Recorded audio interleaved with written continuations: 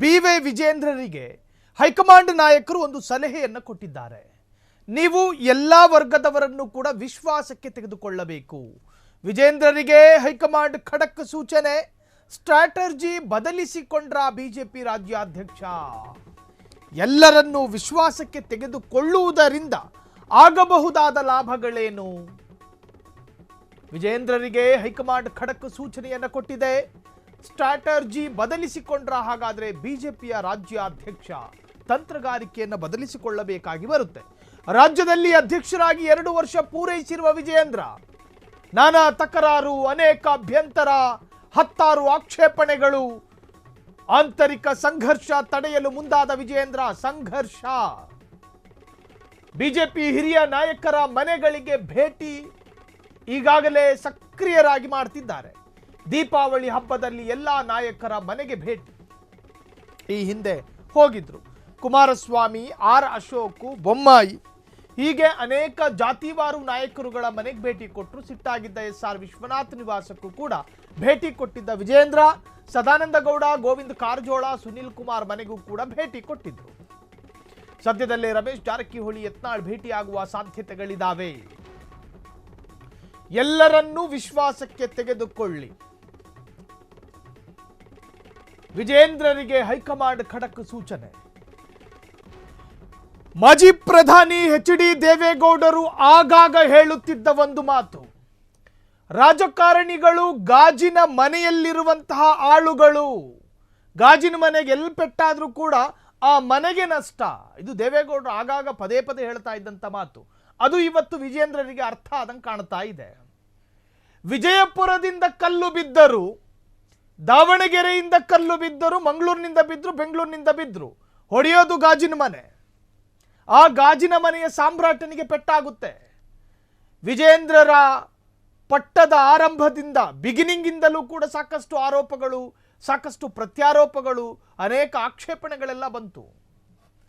ಯಡಿಯೂರಪ್ಪ ಕುಟುಂಬ ರಾಜಕಾರಣವನ್ನು ಮಾಡ್ತಾರೆ, ಯಡಿಯೂರಪ್ಪರ ಕುಟುಂಬ ಕಡು ಭ್ರಷ್ಟರು ಅನ್ನೋ ಆರೋಪ.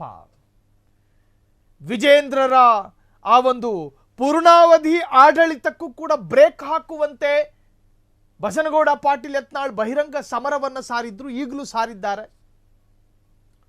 ಹಿಂಗೆಲ್ಲ ಇದ್ದಾಗ ನಾನಾ ಮನವಿಗಳು ಹೋಗ್ತವೆ. ಎಲ್ಲಿಗೆ? ಹೈಕಮಾಂಡ್ ನಾಯಕರ ಬಳಿ. ನಮ್ಮ ಜಾತಿಯಲ್ಲೂ ಕೂಡ ಸಮರ್ಥ ನಾಯಕರಿದ್ದಾರೆ, ಅವರಿಗೂ ಕೂಡ ರಾಜ್ಯಾಧ್ಯಕ್ಷ ಪಟ್ಟವನ್ನು ಕೊಡಬೇಕಲ್ವಾ? ಬಿಜೆಪಿ ಸಬ್ಕಾ ಸಾಥ್ ಸಬ್ಕಾ ವಿಕಾಸ್ ಅಂತ ಹೇಳುತ್ತೆ. ಹಾಗಾಗಿ ನಮ್ಮ ನಾಯಕರಿಗೆ ಯಾಕೆ ನೀವು ಪಟ್ಟವನ್ನು ಕೊಡುವುದಿಲ್ಲ ಅಂತ ಮನವಿಗಳು ಬರೋದಕ್ಕೆ ಶುರುವಾಗೋದು ಯಾವಾಗ? ಒಂದು ನಾಯಕನ ವಿರುದ್ಧ ಅಸಮಾಧಾನಗಳು ಭುಗಿಲೆದ್ದಾಗ, ಪಕ್ಷದ ಅಂತರ್ವಲಯದಲ್ಲಿ ಬಂಡಾಯಗಳು ಎದ್ದಾಗ ಈ ತರಹದ್ದೊಂದು ಮನವಿಗಳು ಹೋಗ್ತವೆ. ಉದಾಹರಣೆಗೆ, ಈಶ್ವರಪ್ಪನವರು ಬಿಜೆಪಿಯಿಂದ ಉಚ್ಚಾಟನೆಗೊಂಡ ನಂತರ ಬಿ.ವೈ. ವಿಜೇಂದ್ರರ ವಿರುದ್ಧವೇ ತೊಡೆತಟ್ಟಿದ್ದು. ಬಸನಗೌಡ ಪಾಟೀಲ್ ಯತ್ನಾಳ್ರವರು ಬಿಜೆಪಿಯಿಂದ ಉಚ್ಚಾಟನೆಗೊಂಡ ನಂತರ ಇದೇ ವಿಜೇಂದ್ರರ ವಿರುದ್ಧವೇ ಕತ್ತಿ ಮಸ್ದಿದ್ದು. ಎಸ್.ಟಿ. ಸೋಮಶೇಖರ್ ಮತ್ತು ಹೆಬ್ಬಾರ್ರಂತಹ ನಾಯಕರು ಬಿಜೆಪಿಯಿಂದ ಉಚ್ಚಾಟನೆಗೆ ಒಳಪಟ್ಟಾಗ ಇದೇ ಬಿ.ವೈ. ವಿಜೇಂದ್ರ ಟಾರ್ಗೆಟ್ ಆಗಿದ್ದು. ಎಲ್ಲರಿಗೂ ಬಿ.ವೈ. ವಿಜೇಂದ್ರ ಕಾಣ್ತಾರೆ. ಪಂಚಮಸಾಲಿ ಸಮುದಾಯದ ಏಕಮಾತ್ರ ನಾಯಕ ಬಿ.ಎಸ್. ಯಡಿಯೂರಪ್ಪ ಎನ್ನುವಂತಹ ಒಂದು ಮೈಂಡ್ ಸೆಟ್ ಅನ್ನು ಬದಲಾಯಿಸೋದಕ್ಕೊಂದಷ್ಟು ಜಾತಿವಾರು ನಾಯಕರುಗಳು ಈಗಲೂ ಕೂಡ ಎಲ್ಲಾ ತರಹದ ತಯಾರಿಯನ್ನು ಮಾಡ್ತಾ ಇದ್ದಾರೆ. ವಿಜೇಂದ್ರರ ಸ್ಥಾನಕ್ಕೆ ಪೂರಕವಾದ ಸಮರ್ಥವಾದ ಮತ್ತೊಬ್ಬ ನಾಯಕ ಬಿಜೆಪಿಯಲ್ಲಿ ಇಲ್ಲ ಅನ್ನೋ ವಾದ ಇಲ್ಲ. ಬಿಜೆಪಿಯಲ್ಲಿದ್ದಾರೆ. ಯಾಕಿಲ್ಲ ಸುನಿಲ್ ಕುಮಾರ್? ಯಾಕೆ ಆಗಬಾರ್ದು ರಮೇಶ್ ಜಾರಕಿಹೊಳಿ? ಯಾಕೆ ಆಗಬಾರ್ದು ಬಸನಗೌಡ ಪಾಟೀಲ್ ಯತ್ನಾಳ್? ನಾಲಿಗೆಯ ತುದಿಯ ಕೆಲ ಪದಗಳ ಪ್ರಯೋಗವನ್ನು ಬದಲಿಸಿದ್ರೆ ಅವರು ಕೂಡ ಸಮರ್ಥವಾದ ನಾಯಕರೇ.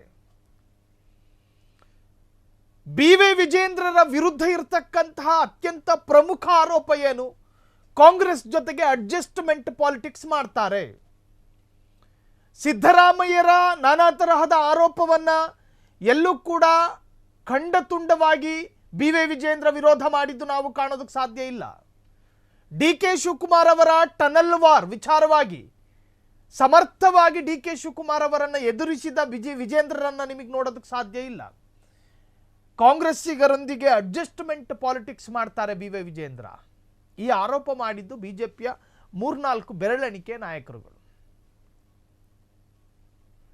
ನಳಿನ್ ಕುಮಾರ್ ಕಟೀಲ್ ತನ್ನ ಪಟ್ಟಕ್ಕೆ ರಾಜೀನಾಮೆ ಕೊಟ್ಟು ವಿಜೇಂದ್ರರಿಗೆ ಬಿಟ್ಟು ಕೊಡುವ ಸಂದರ್ಭದಲ್ಲೂ ನಳಿನ್ ಕುಮಾರ್ ಕಟೀಲ್ರ ಮನದಾಳದಲ್ಲಿ ಒಂದು ತೆಳುವಾದ ಅಸಮಾಧಾನಗಳಿತ್ತು.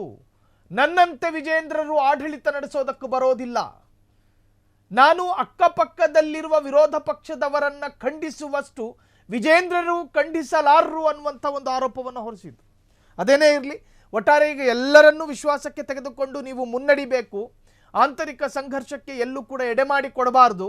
ಬಿಜೆಪಿಯ ಹಿರಿಯ ನಾಯಕರ ಮನೆಗಳಿಗೆ ಭೇಟಿ ಕೊಡಿ, ಹಿರಿಯ ಕಿರಿಯ ಎಲ್ಲ ನಾಯಕರನ್ನ ನೀವು ಸಂಭಾಳಿಸ್ಕೊಂಡು ಹೋಗಿ, ಎಲ್ಲರಲ್ಲೂ ಕೂಡ ನೀವು ಬ್ಯಾಲೆನ್ಸಿಂಗ್ ಆದಂತಹ ಒಂದು ಏನು ಹೇಳ್ತಾರೆ ಆ ತರಹದ್ದೊಂದು ತಂತ್ರಗಾರಿಕೆಯನ್ನು ರೂಪಿಸಿಕೊಳ್ಳಿ ಅಂತ ಹೇಳಿ ಬಿಜೆಪಿಯ ಹೈಕಮಾಂಡ್ ಈಗ ಸಲಹೆಯನ್ನು ಕೊಟ್ಟಿದ್ದಾರೆ. ಬಿಜೆಪಿಯ ಎಡ ಬಲ ಆಗಿರುವಂತಹ ಒಂದು ದಳಪತಿ ಮತ್ತೊಂದು ಅಶೋಕ್ ಇಬ್ಬರನ್ನೂ ಕೂಡ ನೀವು ಸರಿಯಾಗಿ ತೂಗಿಕೊಂಡು ಹೋಗಬೇಕು ಅಂತ ಹೇಳಿ ಹೈಕಮಾಂಡ್ ನಾಯಕರು ವಿಜೇಂದ್ರರಿಗೆ ಸಲಹೆಯನ್ನು ಕೊಟ್ಟಿದ್ದಾರೆ. ಕ್ಷಣ ಕ್ಷಣದ ಸುದ್ದಿಗಳಿಗಾಗಿ ಫ್ರೀಡಂ ಟಿವಿ ಸಬ್ಸ್ಕ್ರೈಬ್ ಮಾಡಿ, ಲೈಕ್ ಮಾಡಿ ಹಾಗೂ ಫಾಲೋ ಮಾಡಿ. ಹೊಸ ಸುದ್ದಿಗಳ ನೋಟಿಫಿಕೇಶನ್ಗಾಗಿ ಬೆಲ್ ಐಕಾನ್ ಮೇಲೆ ಕ್ಲಿಕ್ ಮಾಡಿ.